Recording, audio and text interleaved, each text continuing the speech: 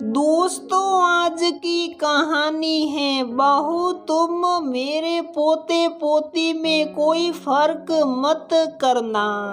दोस्तों, कहानी शुरू करने से पहले अगर आपने हमारे चैनल को सब्सक्राइब नहीं किया है तो सब्सक्राइब कर लीजिए ताकि आपके पास पहुंचे हर नया वीडियो।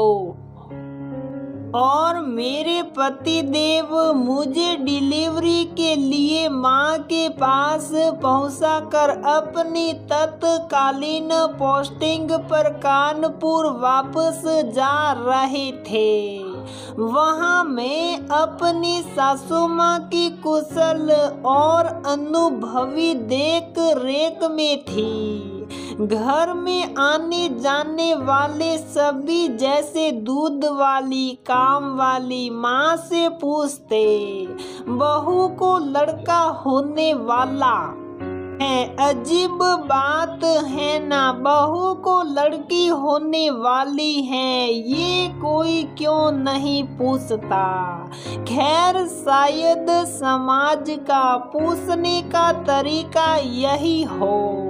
इससे हम लोगों पर कोई फर्क नहीं पड़ता। मैंने अपने पति देव के साथ मिलकर अपनी होने वाली बिटिया का नाम पहले ही सोच लिया था और हम उसके आने का बेसब्री से इंतजार भी कर रहे थे। और इंतजार करने के बाद वो घड़ी भी आ गई। नवरात्रि के पहले दिन सूर्योदय से पूर्व मेरी बिटिया रानी जन्म ले चुकी थी और मेरी ससुराल में पूरे कस्बे में ही ये रिवाज है कि लड़के के जन्म के साथ पटाखे की लंबी लंबी लड़ी पास में ही स्थित मंदिर में और घर के बाहर जलाई जाती थी। मेरी तो बिटिया हुई थी।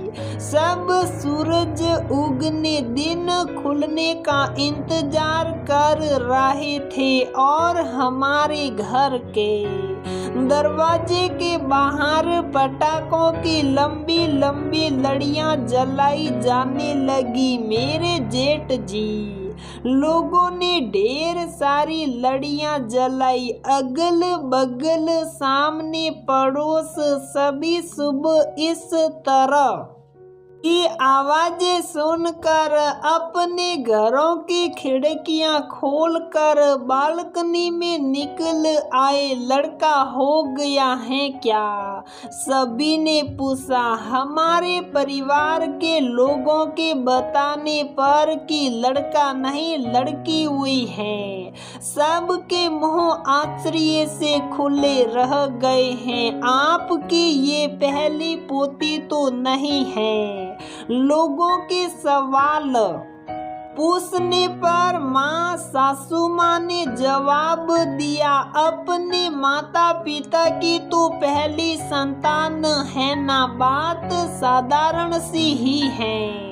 पर शायद इसने वहाँ की परंपरा को ही बदल दिया। उसके बाद से लड़का हो या लड़की, सभी के जन्म पर पटाखे जलाए जाने लगे। समाज में कोई बदलाव लाने के लिए सिर्फ कहना नहीं बल्कि कुछ अलग करने की सोच होनी चाहिए। और बदलाव हमेशा किसी बड़ी क्रांति की अपेक्षा नहीं रखते।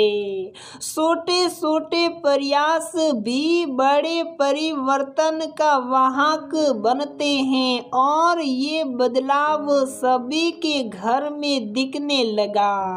और सही ही बात है, आजकल बहुत सारे बच्चे तो होते नहीं, तो क्यों ना हम उनके आने की खुशी मनाए। मेरी माँ इस बदलाव की सूत्रधार बनी। इसका शायद उन्हें स्वयं भी एहसास नहीं था, मगर ये सुधार समाज में सुखद हुआ। एक और बात जिसे बताए बगैर मेरी बात पूरी नहीं होगी।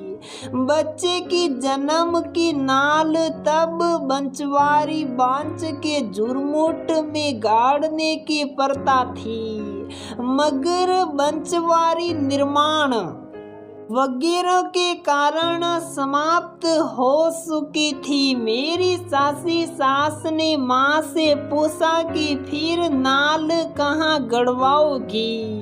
माँ के दिमाग में एक श्रेष्ठ उपाय था ना। उन्होंने मेरी जेठानी के बेटे को बुलाकर सहेजा और फिर वही हुआ ना जो उन्होंने कहा था। तो क्या ऐसी थी क्या हमारी माँ? उनकी बात को टालने की किसी की हिम्मत थी क्या? यानी कि उनके कहे अनुसार वहाँ के सबसे बड़े पोस्ट ग्रेजुएट कॉलेज के प्रिंसिपल के कमरे के सामने नाल गाड़ कर आने को कहा गया था। माँ ने कहा, जहाँ जन्म की नाल गड़ी होती है उसका असर जिंदगी भर रहता है। देखना मेरी पोती पढ़ने में कितनी होशियार निकलेगी आगे चलकर। ऐसे ही आपका आशीर्वाद और भविष्यवाणी दोनों मेरी बेटी के साथ है माँ। और मैं सोहर से मंत्र मुग्ध होकर सुन रही थी। अपनी इतनी समझदार और नई रीति रिवाज का चलन शुरू करने वाली सासू माँ को तब से सभी ऐसी ही कोई अच्छी जगह ढूंढते हैं। एक बार मैंने अपनी सहेली को यह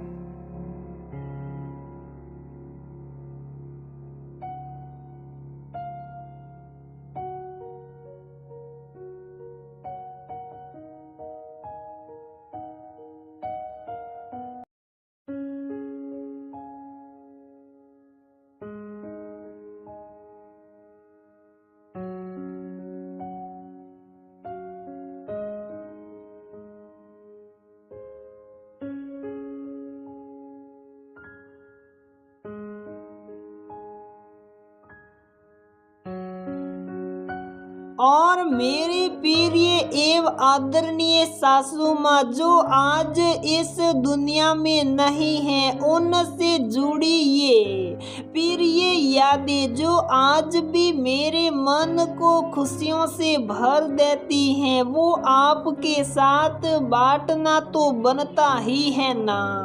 मैं बहुत भाग्यशाली थी जो इतना प्यार बरसाने वाली माँ मिली। पुनः इन स्मृतियों को कोटिश नमन अर्पित करती हूँ।